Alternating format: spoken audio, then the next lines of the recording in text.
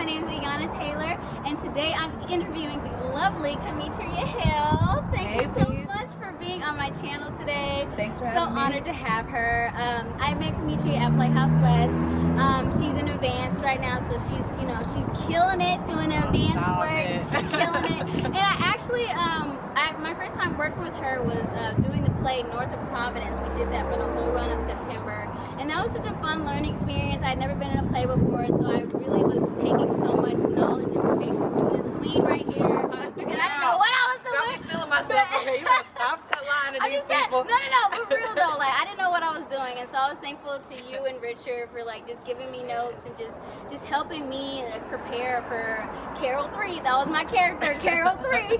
Killed it. Yes. But yeah, how was your experience working on North of Providence, being Carol, and just like learning that role and really getting into it? It was great. Actually, got a rare opportunity to revisit a role because I did a small scene from it in intermediate. Okay. And that was great, but it was still, like as you say, you're still learning and stuff like that. So then when you move to the next level, utilizing all those tools, it's like I get a chance to be her again, knowing what I know now, like I'm about to freak this, you know what I mean? That's awesome. But it was great, just really like diving into that role, living that life, knowing like that time period and just how that influences, like taking into account when the play took place and how I felt about certain things and stuff like that. And it was hard work, but I've never felt so good about just like working myself to death as I did with that play. So. Oh, and she put in work. I was all the text messages of her just like, I gotta do this, I gotta do this prep for Carol, I gotta do all this. It was just like, she is putting it in. This is gonna be a great show.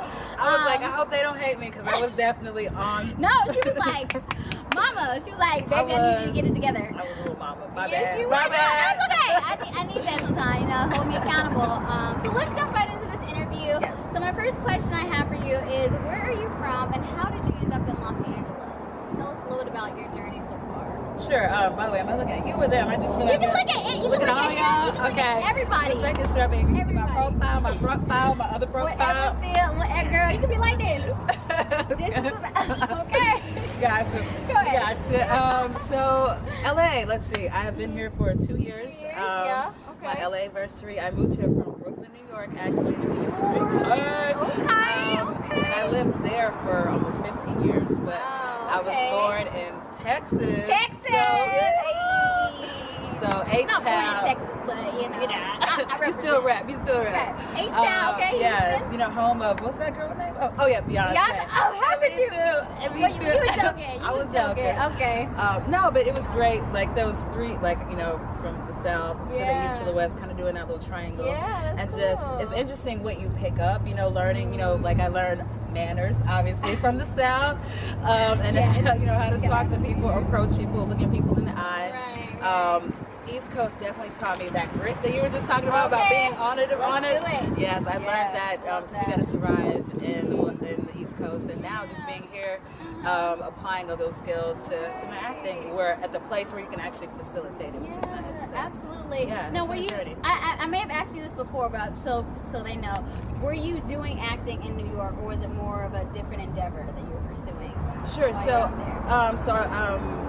I used to act a lot as a kid, and then as I got to like preteen, I think y'all call them tweens now. Okay. But I kind of got more into music, and so I originally wanted to come to LA, and then when I started to get more into music, I was like, I think New York is a place to be to do music. Okay. So I initially went there for music, and then towards like I guess halfway through my time there, like that acting bug, it was just like right there biting me like a mosquito. And so I was like, I gotta do something. But I was just like little by little dabbling. Like I did a little UCB improv, but not as full, like full-fledged. full throttle. So that's what I was looking for, full throttle as I am now in LA. So. Awesome. I love that. And so that kind of segues to our next question. So what inspired you? I know you said you were doing acting as a young kid, but what inspired you? What was like the little spark that was like, I want to be an actor? What was that for you? That is such a good question. I mean, I remember, like, I always wanted, I don't know, I was always, like, putting on shows and making people watch it, listen to me sing The Greatest Love of All. Sorry, all y'all people who have to watch that when I was 5 years old. But I was just always, like, performing, always that character, always that oddball. Like, it's funny, like, the things, the tools that we learn now at Playhouse West, like, plug. You know, I've been plugging it this whole time, so no worries. All those like fantasies and stuff like that we're learning. I realized like that's all what I did in my childhood. Like, you know, I'd be having my sister run around in the furniture store, like, let's play spy, and then we'd be running around like doing all this stuff. So it was always in me. And then I remember my first role as Little Miss Muppet when I was 5 years old. That's so cute. Yeah, I just caught the bug at that point. Like I remember auditioning and getting it. Well, I wanted to be the ladybug at first, but I didn't get the ladybug. Was this in Texas? This was in Texas. Okay. Yeah, Make sure the time frame was. Yes. Okay. Sorry, this is in Houston. Okay. So so I did that first play, and ever since then, every time there was a play, I was like always like every single play, like I was in something like Black History play, Christmas play, whatever it was. So just I just always wanted to really I got that rush or whatever, and then I just never looked back. That's awesome. And I love what you mentioned about how Playhouse was kind of helped you get back in touch with your younger self, you know, like all the stuff that you did freely and, you know, as a kid, and not having to worry about, okay, is the audience, you know, all that stuff that you get back to like the basics. And so that's really cool that you're learning so much in the school and you're like getting back to your younger self. So that's cool, inspiration. And then the next question I have for you is, what is a struggle that maybe you're experiencing right now that you're trying to overcome, or maybe a struggle you've already overcame and you're on to the next hurdle? But what is something that you can share with us? Because like I said, we're all struggling. We are, as we're pursuing this career, that we're going to fall off hard times. So what is something that you can share with us that we can, you know, take heed of and apply in our lives? I know right away because I am going through it now, but I am on the upswing of this wave. The biggest thing is that like a lot of people get burnt out and a lot of people quit before they make it, right? And so what I've learned just going through now is about spreading yourself too thin. Like we all believe in ourselves, we all want to do everything, and I would always like watch those shows or see like an actor, famous person doing an interview saying like, oh, I couldn't do this project because I was already doing this, and I'm thinking, why would anybody ever turn down something?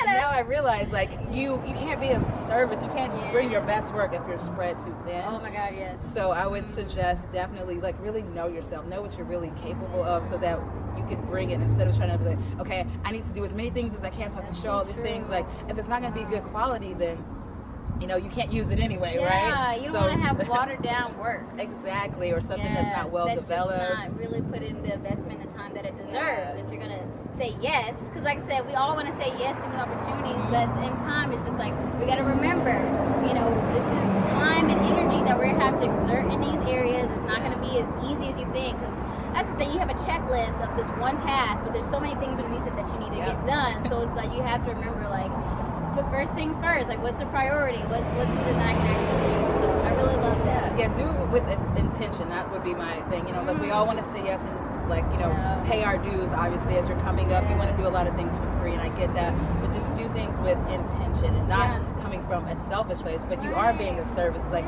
you can serve this person's short film or this independent film if you are doing 5 other characters. That is something I'm relating with so much right now, because it's just like I've been out here a year and I've been doing a lot of unpaid work, which has been great. Like I'm getting a lot of opportunities, roles I've never done before, but at the same time it's just like, man, there comes a point where it's just like I'm learning so much at this school that I'm putting even more into these characters and these roles. I'm investing so much. It's just like, I can't be spreading myself this too thin, like you said, to the point where it's just like I'm limiting myself. Exactly. So I love that. I hope you guys resonated with that the way I did, because I mean it can be daunting trying to do everything and not really be doing much of all. So exactly. What is that expression? Jack of all trades, master of none. Oh yes, that's a good one. It's real. That's so true. That's so true. Okay, next question, and this is the final question. I just want to ask you, what's a piece of advice? What are some tips that you can maybe share with other actors who are pursuing this dream, who are pursuing this career, that you have learned? I mean, like I said, we talked a lot about struggles, but what is a tip or advice that you can share to keep pushing on the other actors on the other side of this camera who want to really, really be successful and do what's best for them in their careers? That's a great question. Man, I want to say something so profound. I'm sorry. I gave you a lot of build up. Like, what you gonna say? I wasn't ready to go down. No, it's simple. 2 things. First of all, something that isn't talked about enough is that survival job. It's so important because you won't be able to focus all your attention, especially if you're studying, especially at a school that's extensive as ours. If you're in the back of your head, like, I don't know how I'm going to pay rent or whatever, then you can't focus on, okay, in this scene, I have to go to this place, but you're thinking about all this. So really make sure you have your other ducks in a row too, so you don't have to worry about that. And then you can put that energy. I know it's sometimes counterproductive because it's like, I want to act and this is all I want to do, and that's amazing. But you know, even at that survival job that you're not that happy with, you may find a character that like, oh my god, this person is so crazy, I can use it for something. So all those little nuggets can still help you in your acting, even if it's not, you're not on stage. And then the other thing is just really pick things and materials and projects that you're passionate about, because you know, you are gonna, like, this is a grueling business. It is still a business, but it's also, you know, it's your art, you know, so do something that you're proud of, that says something, and then you'll be motivated for those 12-hour shoots or those days of no sleep, because it's like, I want to tell this story, you know. So absolutely. I would say. Wow, and that was great. Thank you for that bundle of amazing knowledge. Just, you know, make sure, like I said, with the survival job, understanding that, you know, it's taking you to the next step, even if it may not be in alignment with what you're doing now. Like, just, hey, it's you have to do it. It's gonna pay for those headshots. It's gonna pay for that class. Yeah, it's gonna pay, you gotta see it for that. Yeah, exactly. And then lastly, like you just talked about, just understanding what's important to you, and then putting your time and energy in those projects around. And that's even not just projects, but the people you surround yourself with. Putting those investments in those people because they matter to you, and y'all can work together to create something beautiful. So, Cametria, thank you so much for being on this channel. We're so grateful to have your words of wisdom on this channel. I like to say that because everyone brings their uniqueness to this, and I just love hearing your story and what you're going through, because we can all relate to it. So, with that being said, how can we find you? How can we stay connected with you on social media, anything like that? Let us know the details of that. So, I'm currently under construction. However, you can find me presently as of October 24th, 2019. Timestamp. IG at Candid_Campsta. I will spell that for you. Candid, CANDID